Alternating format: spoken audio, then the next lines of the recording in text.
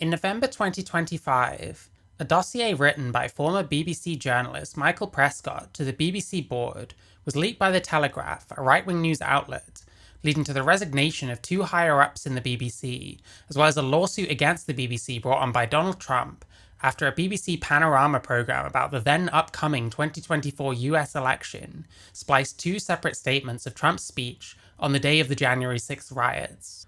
This dossier exposed allegations of systemic bias towards left-leaning positions on Donald Trump, Israel-Palestine, race, immigration, and the focus of this video, trans issues. It's my view that Prescott did a terrible job of showing a pro-trans bias in the BBC's reporting, making statements that are frequently either unclear, outdated, or outright incorrect about the BBC's reporting of trans issues. Let me be clear, I'm not saying there categorically isn't any bias. I do think that one could make a case for a pro-trans bias from the BBC within the last 10 years or so, especially given the culture at the time throughout the West where dissent against gender ideology or questioning the concept of gender identity was overwhelmingly regarded as bigotry, as well as the attitudes of at least some elected officials, including Theresa May and Nicola Sturgeon, both of whom sought to reform the Gender Recognition Act to make changing one's legal gender much easier during their respective times in office. To me, it seems almost inevitable that the BBC would be a reflection of these things. But the culture has changed. Open dialogue regarding gender identity has become normalised. Gender-critical views are more common and visible than ever. The current government has sustained the previous government's puberty blocker ban for use with transgender youth, has accepted and taken steps towards implementing recommendations from the CAST review, and has published RSHE guidelines featuring policies such as no longer teaching children that everyone has a gender identity. In turn, the BBC seems to be hosting more and more stories about gender-critical concerns such as the Darlington nurses, Sandy Peggy, the CAST review itself, the failings of the Tavistock Clinic, and much more. On the face of it, it seems like an accusation of pro-trans bias would have had far more merit 5 or 10 years ago, and honestly questioning whether the BBC is overall biased pro or anti-trans feels a bit pointless. But let's hear Michael Prescott out. His first allegation is that a BBC reporter, presenter, and producer had all approached him stating they were censored by a specialised LGBTQ desk at BBC News who, quote, promote the Stonewall view of the debate and keep other perspectives off air. This, however, has been challenged by Deborah Cohen, who told The Guardian she was not aware of any internal attempts to stop or shape her reporting.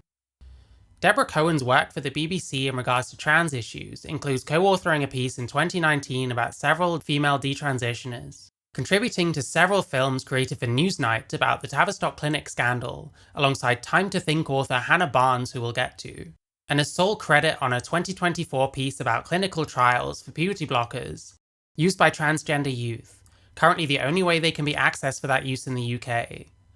All of these pieces give extensive platform to critics of the child transition model and show no signs of interference in order to push a more pro-trans narrative.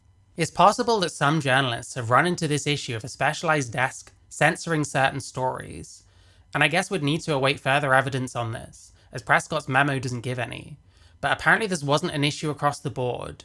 I can certainly see how the BBC might want to put trust into members of the LGBTQ community to take the lead on such stories, and how this could have backfired to some extent.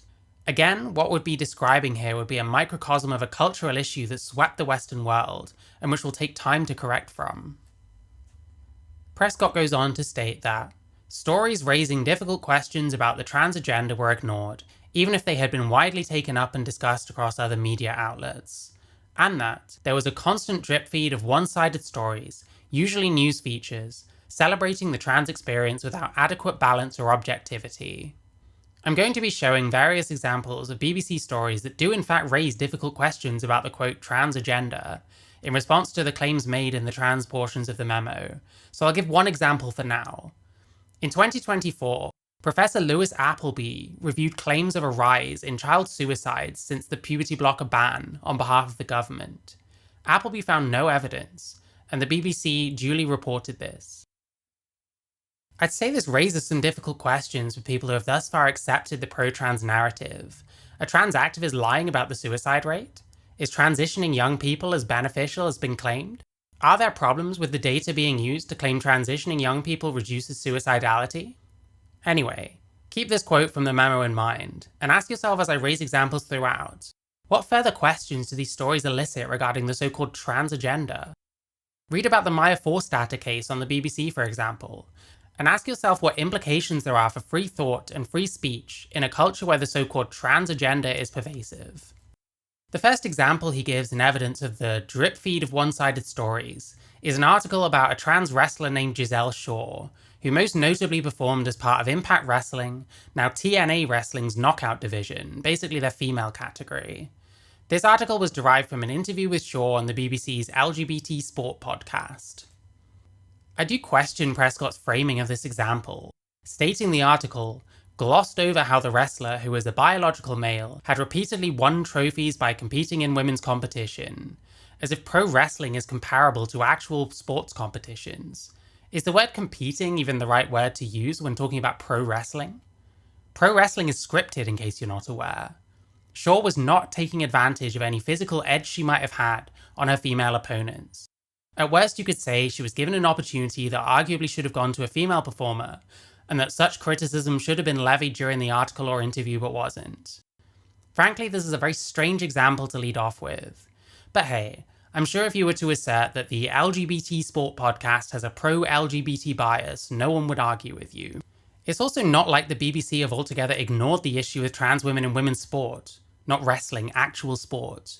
In 2024, they ran a study of elite British sportswomen, which concluded that most of them are at least uncomfortable with the idea of competing against trans women, and reported on another study, finding that elite female athletes generally support categorizing women's sport based on sex.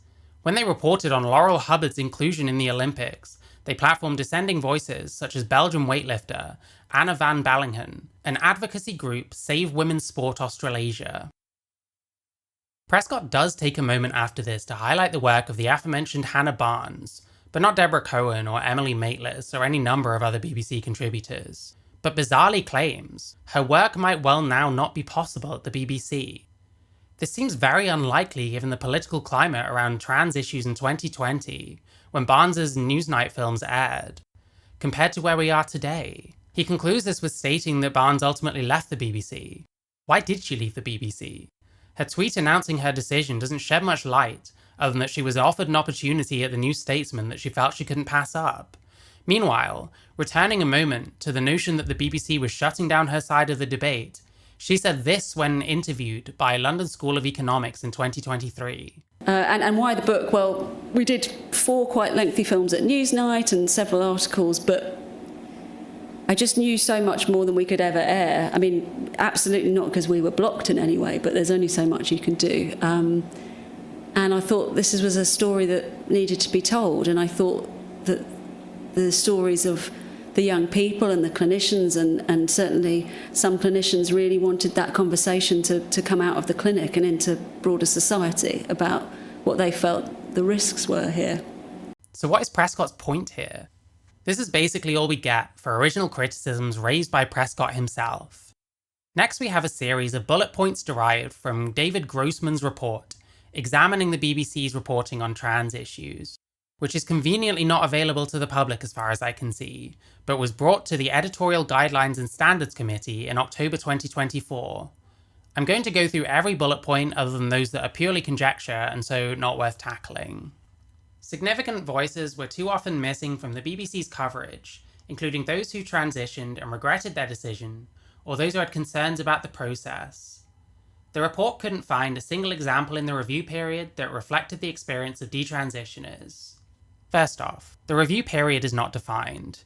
It could cover years, months, days, we don't know. It can't include 2025 because Grossman's report came out last year. If it did, it might include the story of Joshua McParland, who regretted his transition and detransitioned after coming into Christianity. Just this one example means it's very odd to me that Prescott used this particular point from Grossman's report. Even if it's true that Grossman's review period yielded no stories about detransitioners, could we not say the BBC is showing signs of correcting on this, and thus is no longer a relevant criticism? Another detransitioner back in the news this year is Keira Bell, one of 3 who have threatened legal action to Wes Streeting if the private sale of cross-sex hormones to under 18s is not banned. Keira Bell is arguably the most well-known and influential detransition voice, seeing as how her lawsuit against the Tavistock clinic where she first transitioned was a key part of the UK's ban on puberty blockers for transition. Bell's case was extensively reported on by the BBC in 2020, including interviews with Bell herself, and her case has been cited in other articles since then.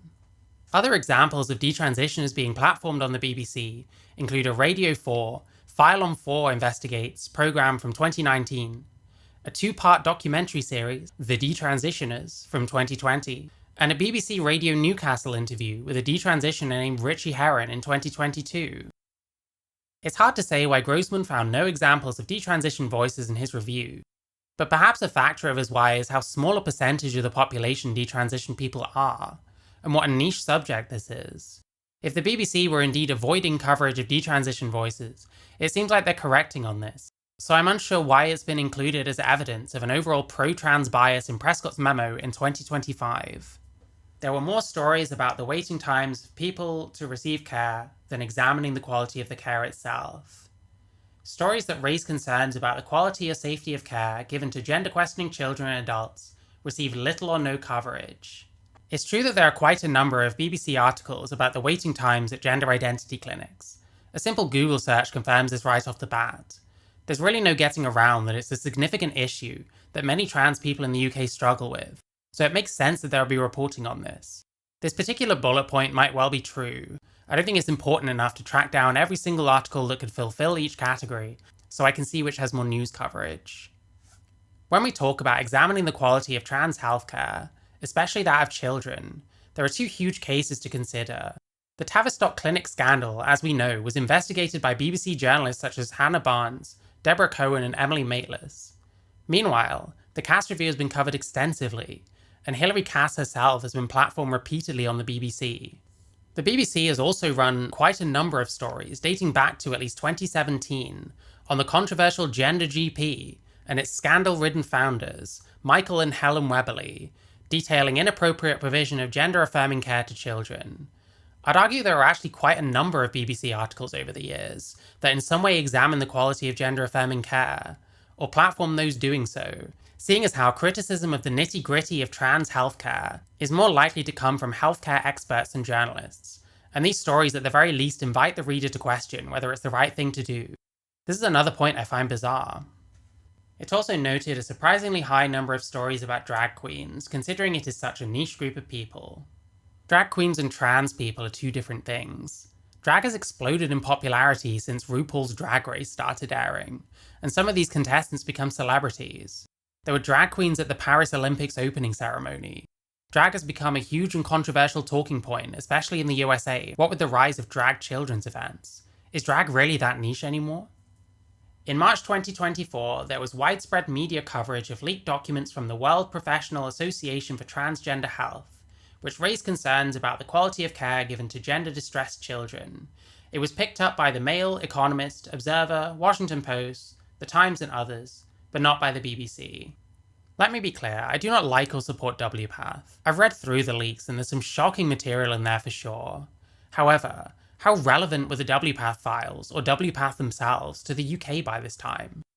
At the same time this happened, the NHS stopped prescribing puberty blockers for transgender youth altogether, and the Cass review came out.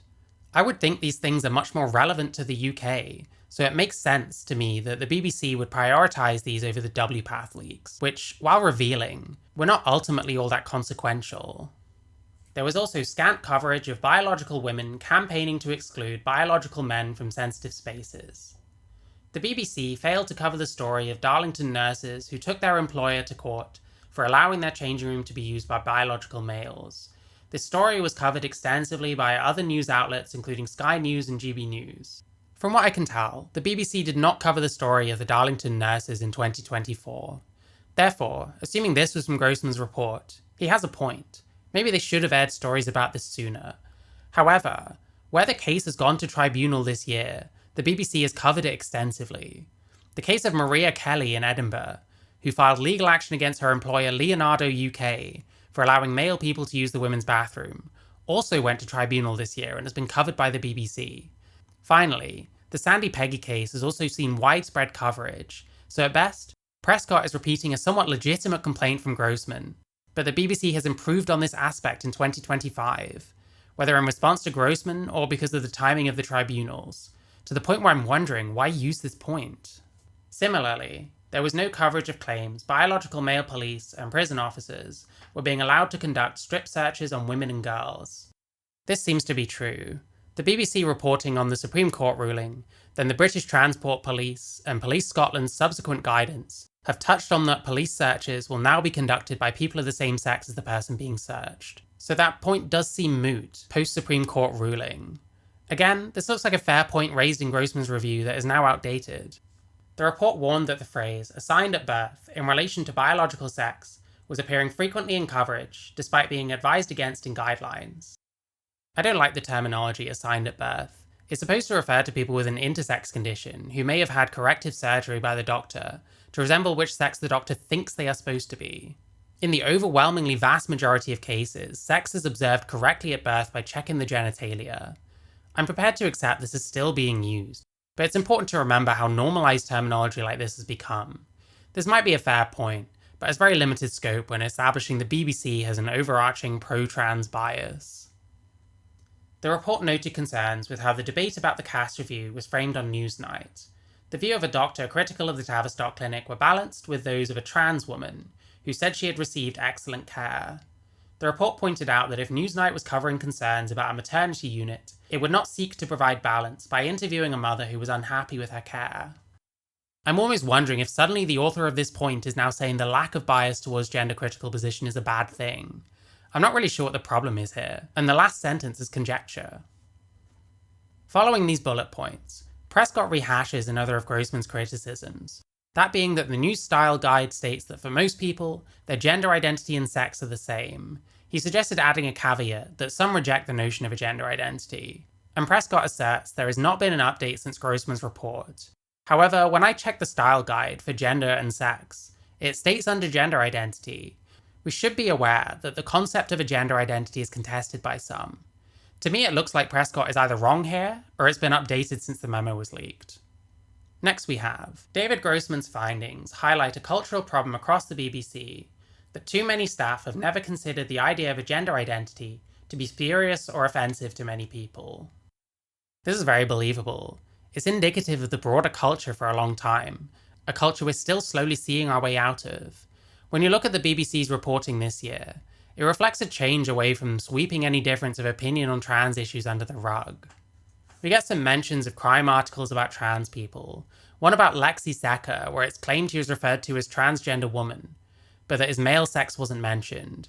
It was certainly mentioned in the article when I checked, but this article is from June 2024, and although it's not been noted anywhere that an edit was made, it's possible this was added in later.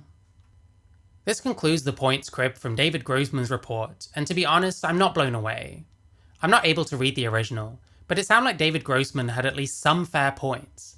However, I'm baffled as to why Prescott would include some of these without checking to see if they're still true a year later. If the BBC is correcting on some of these points, what's the issue? Isn't that the best outcome? Isn't Prescott talking about the current state of the BBC? This is also where the entire section on trans issues ends. You heard me correctly. Most of this part of the report was taken from another report made a year ago, seemingly without checking whether half of Grossman's points still hold up today. It almost makes me think that this section was crowbarred in for padding, or because Prescott has his own personal misgivings on the subject, so wanted to air out his grievances on this even though he had few points of his own to raise. I have no way of confirming this, however. One thing I've noticed when reading so many BBC articles is that there's little in the way of opinion being shared, and if it is, it's being done so very subtly.